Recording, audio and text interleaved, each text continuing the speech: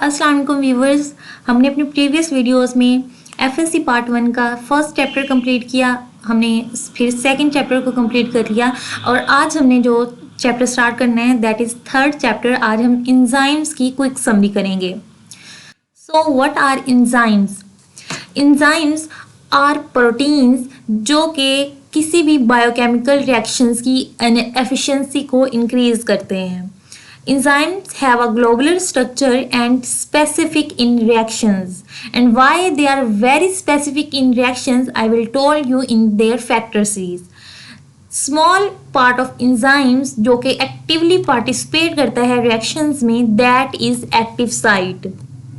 Active site consist करती है amino acids पर and the rest जो है वो maintain करती है globular structure को। इंजाइम्स का जो नॉन प्रोटीन पार्ट होता है that is called as a cofactor.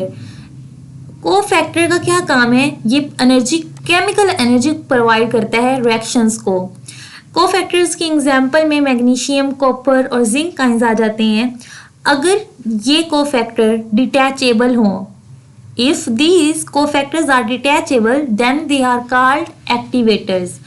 और अगर ये कोफैक्टर्स कोवलेंटली बॉन्डेड हों then it is known as prosthetic group. और अगर ये लूजली बाउंडेड हों then it is coenzymes. Next point is coenzymes closely relate with the vitamins and why they closely relate with the vitamins, because जो coenzymes की synthesis के लिए raw material provide किया जाता है that is provided by the vitamins. Coenzymes are needed in very small amount because they are recycled.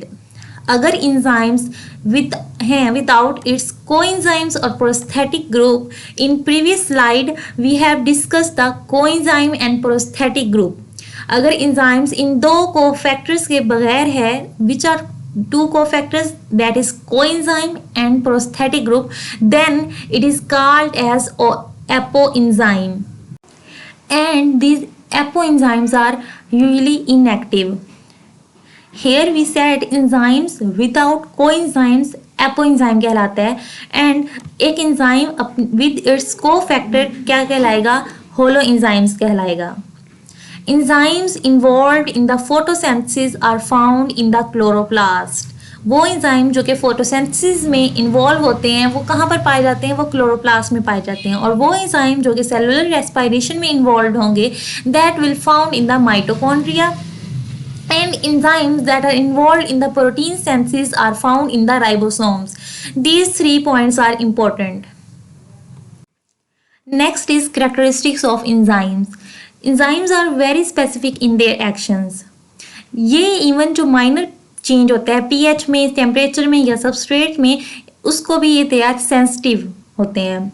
Enzymes reactions की activation energy को lower करते हैं and which is a powerful protein digestive enzyme that is pepsin. Pepsin अगर produced हुआ है as an active form में then it will stop it from damaging the cells. And अगर ये पेप्सिन इनएक्टिव फॉर्म में है then it is known as pepsinogen. Enzymes have 3-dimensional globular structure and can be used again and again. Next is the mechanism of the enzymes. Enzymes act on their specific substrate and convert them into products. Respiration and photosynthesis are metabolic pathways. Enzyme series में work करते हैं। How it work in series, एक enzyme substrate को convert करता है first product में या फिर इंटरमीडिएट प्रोडक्ट में and after this first enzyme जो था जिसने उसको सबस्ट्रेट को प्रोडक्ट में कन्वर्ट किया वो उस प्रोडक्ट को एक नेक्स्ट इंजाइम के हैंड ओवर कर देगा और फिर वो नेक्स्ट इंजाइम जो है वो फर्दर उस पर काम करेगा और इस तरह ये सीरीज जो है वो चलती रहेगी and mostly this series is known as pathways. Feedback inhibition occur होती है जब final product of pathway act करता है as a inhibitor. Here term is used as feedback inhibition. Feedback means return. ठीक है, क्या होता है कि जो फाइनल प्रोडक्ट था वो आके अटैच होता है, फर्स्ट एंजाइम के साथ अटैच होता है और स्टॉप कर देता है, जो रिएक्शन पाथवे ऑफ रिएक्शन जारी था उसको स्टॉप कर देता है, उसको इनहिबिट कर देता है। That's why feedback inhibition term is used here. Active site is charged and mostly ये नेगेटिवली चार्ज होती है। एक्टिव साइट के दो रीजन्स हैं, first is binding site and second is catalytic site. Binding site क्या करती है? बाइंडिंग साइट सबस्ट्रेट को रिकॉग्नाइज करती है। फर्स्टली ये सबस्ट्रेट को रिकॉग्नाइज करेगी, आफ्टर रिकॉग्नाइजेशन ये सबस्ट्रेट के साथ बाइंड करेगी और फिर एज अ रिजल्ट ये एंजाइम सबस्ट्रेट कॉम्प्लेक्स बना देगी। और कैटालाइटिक साइट क्या करती है? कैटालाइटिक साइट सबसे पहले रिएक्शन को कैटालाइज करेगी और ये ट्रांसफर कर देगी सबस्ट्रेट को प्रोडक्ट में। एंजाइम को अपनी एक्टिविटी परफॉर्म करने के लिए एक्वस मीडियम रिक्वायर होता है। Without aqueous medium it doesn't work. In mitochondria and chloroplast enzymes remain attached with the membranes. Do remember this point. Emil Fischer in 1890 suggested the lock and key model, and this model suggested that active site is rigid structure with no flexibility and used as a template. Kushland in 1959 इसने proposed किया induced fit model, and induced fit model के accordingly एक substrate, this word is important in this line, एक substrate जो है वो induce करता है एंजाइम स्ट्रक्चर में चेंजेस को और वो इनेबल करता है to perform it effectively. Next is factors. Enzymes are specific. Enzymes perform specific functions. Why? Because due to their specific chemistry and configuration. If enzyme concentration doubled, अगर enzyme की concentration double होती है then the rate of reaction will be doubled. ठीक है, अगर enzyme concentration double होगी तो rate of reaction भी डबल होगा।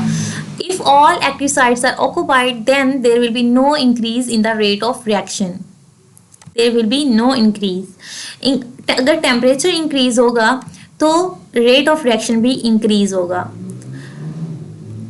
एंजाइम्स वर्क बेस्ट करता है eight their optimum temperature. Human का ऑप्टिमम टेम्परेचर, ह्यूमन बॉडी का optimum temperature is 37, so 37 will be optimum temperature of human enzyme. ठीक है, हीट एक्टिवेशन एनर्जी और काइनेटिक एनर्जी प्रोवाइड करती है। हाई टेम्परेचर एंजाइम के स्ट्रक्चर को डीनेचर कर देता है। ऑप्टिमम पीएच में चेंज, आयोनाइजेशन में change of amino acid at active site, change in optimum pH. ठीक है, ऑप्टिमम पीएच में चेंज होगा तो वो ionisation of amino side at active site पर जो अमाइनो एसिड है उनकी आयोनाइजेशन में को भी चेंज कर देगा।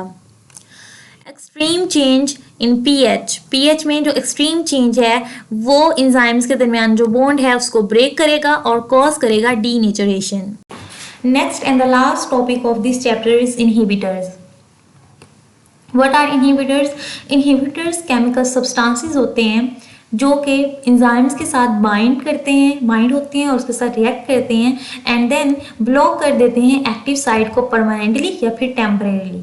ठीक है, chemical substances which react or bind with the enzymes and block the active site temporarily or permanently is called inhibitors. Further इसकी दो टाइप्स हैं, रिवर्सिबल एंड इरिवर्सिबल।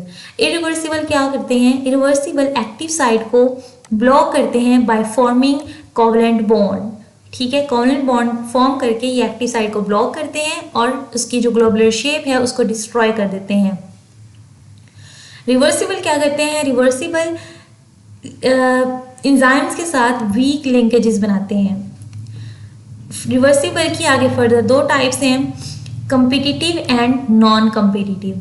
कम्पिटिटिव क्या होती हैं? कम्पिटिटिव वो टाइप है जो compete करती है सबस्ट्रेट के साथ। ठीक है, सबस्ट्रेट के साथ compete करेगी to bind with the active site. Active site साथ बाइंड करने के लिए compete करती है सबस्ट्रेट के साथ, और जब ये इनहिबिटर ऑक्यूपाई कर लेते हैं एक्टिव साइट को तो एज अ रिजल्ट ये एंजाइम कॉम्प्लेक्स इनहिबिटर बनाते हैं और फिर ये एंजाइम तब तक रिएक्ट नहीं कर सकते जब तक ये इनहिबिटर्स जो हैं ये डिटैच ना हो जाएं।